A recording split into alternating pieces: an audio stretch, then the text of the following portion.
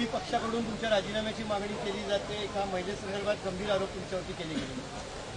नाही, मुळातच 2017 साली एक गुन्हा दाखल झाला होता. 2017 साली माझ्या विधान परिषदेची निवडणूक झाली आणि त्यानंतर पुन्हा मसवड नगरपालिकेची निवडणूक होती. त्या निवडणुकीच्या पार्श्वभूमीवर 2 दिवस अगोदर एक माझा गुन्हा दाखल झाला होता आणि तो दाखल झालेला गुन्हा 2017 नंतर आत्तापर्यंत 2019 साली तो ट्रायल चाललं आणि त्याचा निकाल लागला. निकाल लागल्यानंतर मला वाटतं निकालाची प्रत माझ्यासोबत आहे. आणि निकालामध्ये कोर्टानं मला निर्दोष मुक्त केलेलं आहे आणि जप्त केलेला मुद्देमाल बाकी मोबाईल जे आहे तो नष्ट करण्याचे आदेश कोर्टानं त्याच वेळी दिलेले आहे. मला वाटते 2000 सुटलेला नाही असं त्या महिलेचं म्हणणं आहे. तुम्ही माफी मागितली त्यांच्या हात जोडून आणि तुम्ही त्यांना मागणे फोटो पाठवलेत की नाही, हे खरं आहे की खोटं आहे? तुषारजी, तुम्हाला खूप गडबड आहे. मी उत्तर देतोय, नंतर प्रश्न विचारा तुम्ही. तुमच्या प्रश्नाला उत्तर, तुमच्या प्रश्नाला मी नाही सांगत आहे, कोर्ट सांगते. कोर्टाचे आदेश ज्याप्रमाणे आहेत की कोर्टानं निर्दोष मुक्तता केलेली आहे. मला बाकी कुणी निर्दोष मुक्त केलं याच्याबद्दल माझं वेगळं मत काही नाही आहे. आणि झालेला जो विषय आहे या विषयासंदर्भात मी आपल्याला सांगतो की त्या घटना घडली 17 साली, 19 साली निकाल लागला आणि निकालामध्ये मला निर्दोष या ठिकाणी कोर्टाने मुक्तता केलेली आहे. आणि मला वाटते या देशात लोकशाही आहे. लोकशाहीमध्ये आपल्या सगळ्यांच्या समोर सर्वोच्च न्यायालय आहे आणि न्यायालयाने जे निकाल दिलेला आहे त्याला 6 वर्ष झालेली आहेत. आज 6 वर्षानंतर हा विषय पुढे आलेला आहे आणि मला माहिती आहे की किमान आपण कुठल्या वेळी हा विषय समोर आणावा किंवा कुठल्या वेळी काय बोलावं याला राजकीय लोकांनी मर्यादा ठेवली पाहिजे, ही माझी मनापासूनची भावना आहे. माझ्यासारखा एका सामान्य कुटुंबातला ज्या युवकानं ज्या वडिलांचं माझ्या 7 दिवसापूर्वी निधन झालं, 8 दिवसापूर्वी, मी काही भावनिक त्या विषयात करत नाही आहे. परंतु ज्या वडिलांनी माझ्यासाठी पर्यंत संघर्ष करून मला मोठा केला आणि वाढवला, इथंपर्यंत आणलं, त्यांच्या मृत्यूनंतर त्यांचा अस्थि विसर्जन सुद्धा करू दिलं नाही. इथंपर्यंत एवढ्या खालच्या पातळीचं राजकारण विरोधकांनी करावं आणि असं मला अपेक्षित नव्हतं. पण ठीक आहे, शेवटी राजकारणात सगळ्या गोष्टी राहतात. मी जबाबदार पदावर काम करतो, माझ्याही काही जबाबदाऱ्या आहेत आणि मला विचारलेल्या प्रश्नाचं उत्तर द्यायची माझी जबाबदारी आहे. त्यामुळं मी एवढंच सांगतो की या घटनेला कोर्टानं निकाल दिलेला आहे आणि या संदर्भात ज्यांनी माझ्यावर आरोप केलेला आहे त्या प्रत्येकावर मी हक्कभंगाचा प्रस्ताव आजच सभागृहामध्ये आणणार आहे. संबंधितांच्यावर मी माझ्या बदनामीच्या संदर्भात केलेलं काम आहे त्या संदर्भात मी माझ्या बदनामीचा खटलाही दाखल करणार आहे. अब्रू नुकसान भरपाईचाही खटला दाखल करणार आहे आणि त्याच्यावर जी कारवाई मला अपेक्षित आहे, करणं अपेक्षित आहे, ते मी करणार आहे. विषय सुरू होती, महिला निर्दोष मुक्त केल्यानंतर सुद्धा तुम्ही आता शिक्षा ऐकल्यानंतर त्या महिलेला त्रास सध्या देतात असा थेट आरोप संजय राऊतांनी केला. माझं म्हणणं हेच आहे की जयकुमार गोरेंनी त्रास दिला किंवा नाही दिला या संदर्भात पोलिसांनी चौकशी करावी.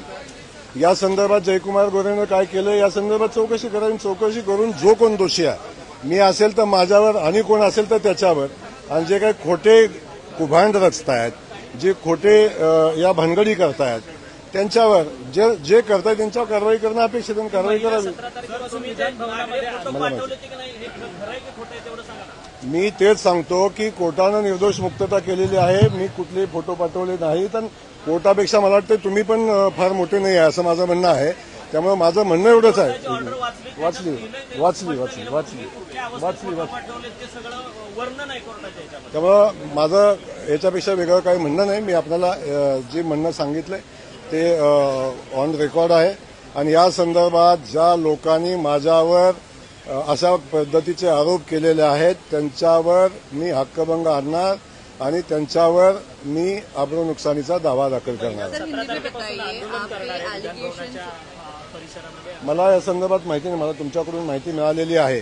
माझं तर म्हणणं आहे की असं काय घडलं असेल तर जो कोणी घडला असेल त्याच्यावर कारवाई केली तुम्ही पाहिजे, ज्यांनी कोणी केलं असेल. कोर्टाचा जे संदर्भ देत प्रश्न आहे असा आहे, सर सर, सर माझा कुठेतरी- माझा महत्वाचा प्रश्न तुम्ही माफी प्रश्न मागितली असा त्या आहे की महिलेची कोर्टात कुठेतरी तुम्हाला ऐका ना, एकूण नैतिकतेच्या जोरावर पाय उतार व्हावं अशा प्रकारचं विधान जे आहे ते विरोधी पक्ष देखील करताना दिसत आहेत. याकडे कशा प्रकारे मला हे कळत नाही की जी या देशाची सर्वोच्च व्यवस्था न्यायव्यवस्था आहे आणि न्यायव्यवस्थेने जेव्हा मला निर्दोष मुक्त केलेलं आहे तेव्हा बाकी कुठल्या गोष्टीला किती महत्व राहतं आणि विरोधक काय म्हणतात मला वाटतं याला गांभीर्याने घ्यायचं काही कारण नाही. कारण तुम्ही कोण विरोधक आहेत, त्यांनी वस्तुस्थिती माहिती घेतली का, परिस्थिती बघितली का, या संदर्भात त्यांच्याशी चर्चा करावी आपण आणि मग त्याचं उत्तर द्यावं. माझं म्हणणं काय आहे की बाकी सगळ्या गोष्टी बाजूला ठेवण्यापेक्षा चर्चा करण्यापेक्षा त्यांनी वस्तुस्थिती माहिती घ्यावी.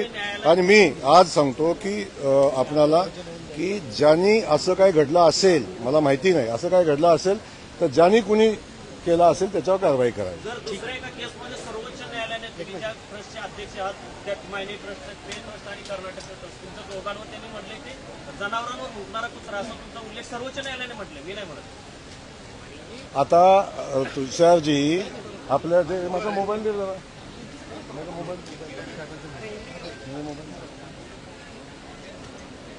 आपण फारच तुषारजी पत्रकार म्हणून आपली पत्रकारिता फार उच्च दर्जाची आहे.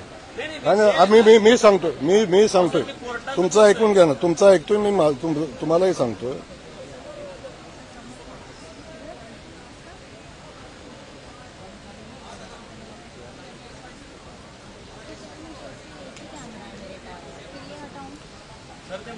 आता हे बातम्या आहेत. एक पत्रकारिता म्हणून आपण सगळेजण पत्रकार आहात.